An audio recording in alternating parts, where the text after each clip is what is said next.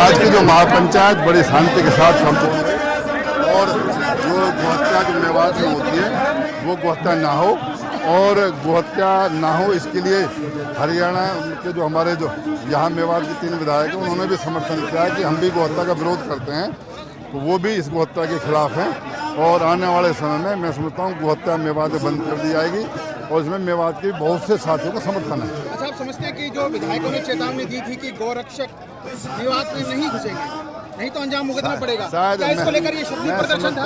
जहाँ तक शक्ति प्रदर्शन नहीं था, ये पंचायत पहले तय कर दी गई थी।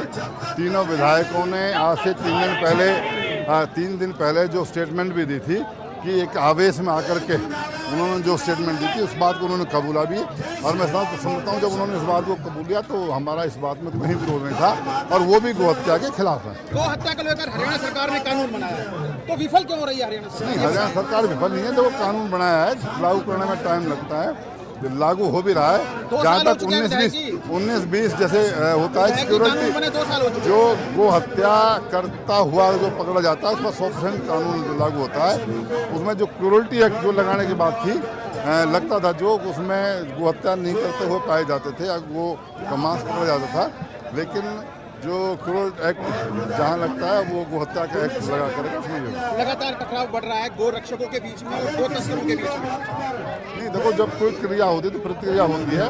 पूरे मेवात में सभी कोई गो हत्या करते नहीं है, सब गो तस्कर भी नहीं है। बहुत बड़ा जो समाज है वो गो हत्या के खिलाफ भी है।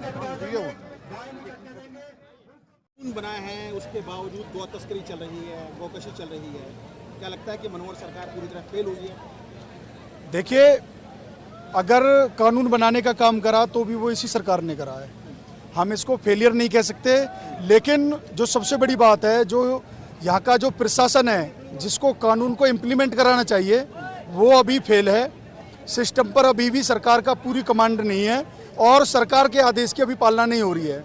तो जो कानून बनाए गए हैं उसमें 1-2 कमी है, वो हम सरकार को पहले भी बोल चुके हैं और अब इस पंचायत के माध्यम से भी हमने बोला है कि जो गो तस्करी में जो वाहन प्रयुक्त किए गए हैं, जिनको जब्त किया गया है, सरकार ने जो केसों में प्रयुक्त किए बांधे गए हैं, उनको बहुत जल्दी सुपुर्दारी मिल जाती है।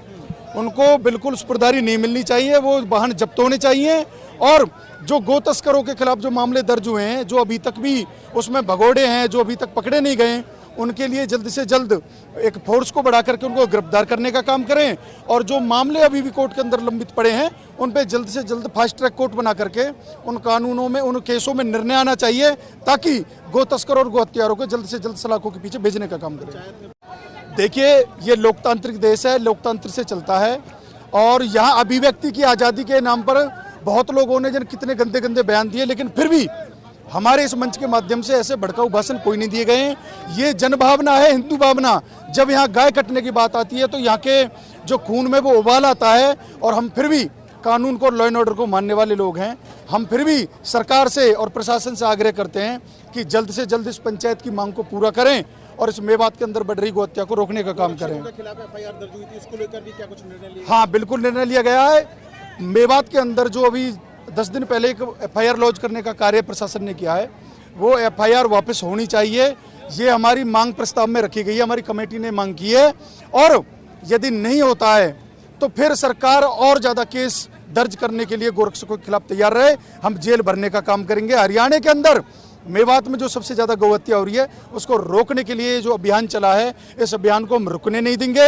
और जब तक मेवात के अंदर से पूर्णतः गौ हत्या बंद नहीं हो जाती, ये पंचायतें, ये सभाएं होती रहेंगी इस क्षेत्र के अंदर। कुछ पर्टिकुलर इलाके हैं क्या मेवात में जहाँ पे गोकशी हो रही है, गो तस्करी हो रही है? देखिए, कुछ इलाके जो अभी मेवात पुलिस ने निकाल करके दिए थे 90 स्थान है, 90 गांव है जहां गो हत्या होती है।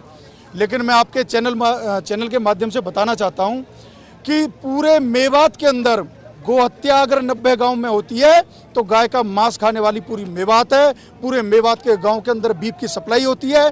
यहाँ दूध बेचने वालों से ज़्यादा गाय के मांस बेचने वाले लोग डोलते हैं। तो ऐसा कुछ नहीं है कि चंद स्थानों पर होती है। जो व्यक्ति ये कहते हैं कि हम गो हत्या के समर्थन में नहीं है, वो गाय का मांस भी त्याग न करें, गाय का मांस खाना छोड़ें, क्योंकि गो तस्कर गो हत्यारे तभी गाय काटते हैं जब उनकी सप्लाई की डिमांड बढ़ती है। कूड़े की कमी है, गौशालाओं में गाय मर रही हैं भूख से, इसको लेकर क्या कहेंगे, क्या प्रयास? देखिए ऐसा अब नहीं देखा जाता हरियाणा के अंदर। लगभग गौशालाएं स्वावलंबी हैं।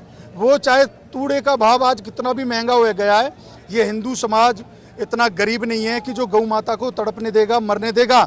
अगर किसी गौशाला के अंदर तूड़े की कमी होती है तो वहाँ का लोकल समाज उसकी पूर्ति करने का प्रयास करता है। और उसके बाद भी अगर समाज कहीं थोड़ा बहुत कमज़ोर पड़ता है तो हम आपके चैनल के माध्यम से कहना चाहते हैं कि इस बार जिस तरीके से इस क्षेत्र में अनाज की तूड़े की कमी हुई है, उसको पूर्ति करने के लिए यहाँ पर गौशाला को अनुदान मिलना चाहिए, ताकि हरा चारा यहाँ के खेतों में लगा करके गौ माता के पेट को भरने का काम करें।